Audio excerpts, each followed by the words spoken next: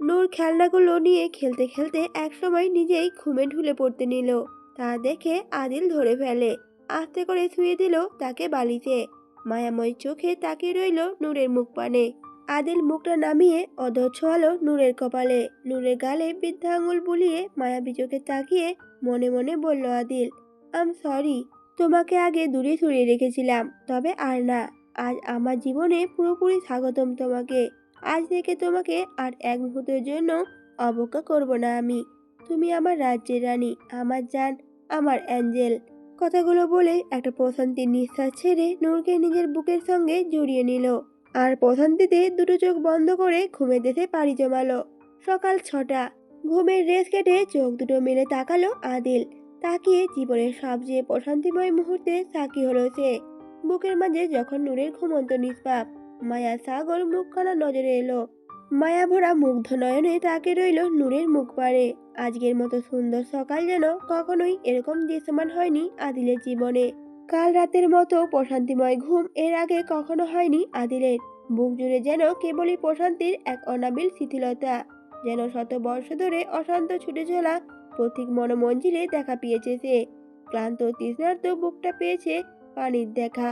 জীবনটা এত সুখময় হতে পারে তা নূর জীবনে না এলে হয়তো জানতেই পারতো না সে। আল্লাহর কাছে লাখ লাখ শুকরিয়া জানায় আদিল। সেদিন নূরের বোন যদি না পালিয়ে যেত তাহলে নূরকে কিভাবে পাত সে। কথাগুলো ভাবতে ভাবতে নূরের মুখে পড়া চুলগুলো আঙুলের পরশে সরিয়ে দিল কানের পিছে। আর নিজের মুখটা নামিয়ে অধ ছোঁয়ালো নূরের কপালে। কিছু সময় ওভাবেই থাকলো সে। তারপর আস্তে আস্তে নূরের ঘুমটা ভেঙে গেল। চোখ খুলে আদিলকে এভাবে সামনে দেখে ঘাবড়ে গিয়ে আচমকা দুহাত দিয়ে ঠেলে আদিলকে জুড়ে ধাক্কা মারল। অপ্রস্তুত থাকায় আদিলও আচমকা ধাক্কা খেয়ে ব্যালেন্স হারিয়ে বিছানা থেকে নিচে পড়ে গেল। হতবাক দৃষ্টিতে তাকালো নূরের দিকে। নূরও সাথে সাথে বিছানা থেকে উঠে পড়ে ভয়ে ভয়ে বলে উঠল আদিলকে, আমাকে ঘুমের মাঝে খেয়ে ফেলেছিলে, পচা রাক্ষস একটা। আদিলের রাগ হলো ভীষণ নূরের কথা শুনে। যাকে সে নিজের সবটা মালিক করে দিয়েছে তাকে নাকি সে খেয়ে ফেলবে। আদিল উঠে দাঁড়িয়ে নূরের দিকে তেড়ে যেতে যেতে দাঁত কিরমির করে বলে উঠল, আমি রাক্ষস? তোমাকে তো আমি। আদিলের তেড়ে আসা দেখে নূর আরো ঘাবড়ে গেল। নিজের আত্মরক্ষায় সে আশেপাশে যা পেল তাই উঠিয়ে নিয়ে আদিলকে হুমকি দিল, দেখো দেখো, একদম কাছে আসবে না, না হলে কিন্তু আমি এটা দিয়ে মেরে ফেলবো। কথাটা বলেই জোরে জোরে চিল্লাতে থাকলো নূর, বাঁচাও, বাঁচাও আমাকে, এই রাক্ষস আমাকে খেয়ে ফেললো, বাঁচাও, কে কোথায় আছো, বাঁচাও আমাকে। নূরের কাণ্ড দেখে আদিল বুঝতে পারলো রাগলে কাজ হবে না। রাগ দেখে নূর আরো ভয় পেয়ে যাচ্ছে।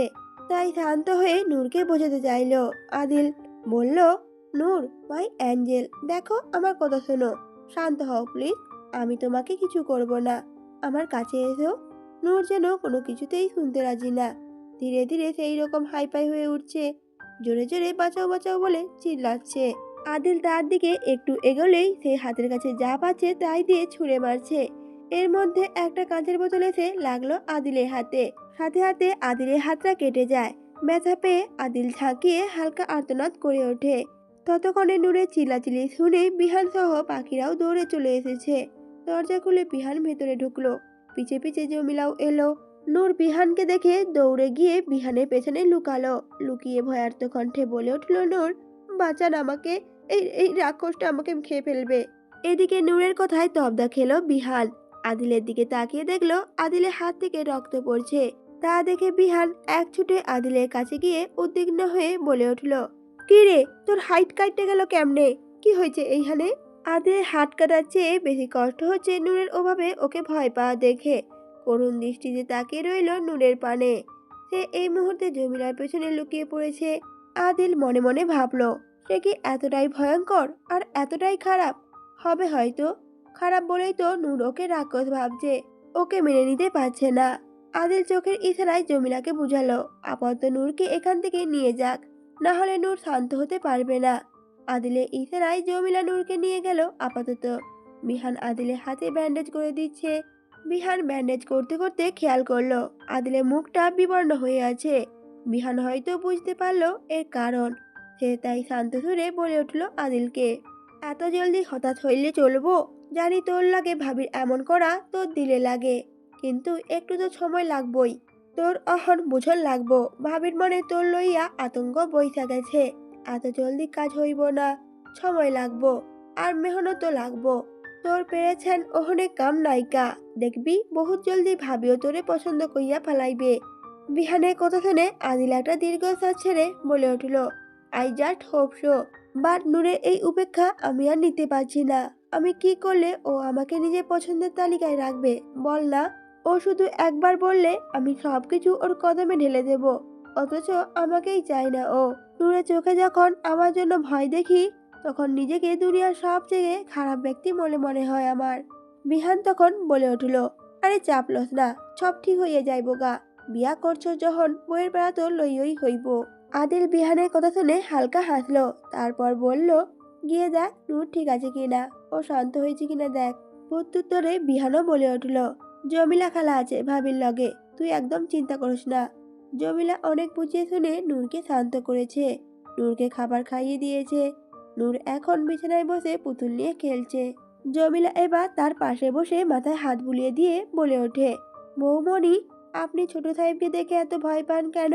জমিলার কথা শুনে নূর মুখটা ফুলিয়ে বাচ্চাদের মতো করে বলে উঠল, কারণ সে রাক্ষস, আমার দাদির রূপকথার গল্পে সেই রাক্ষস যে সবাইকে খেয়ে ফেলে, আমাকেও খেয়ে ফেলবে।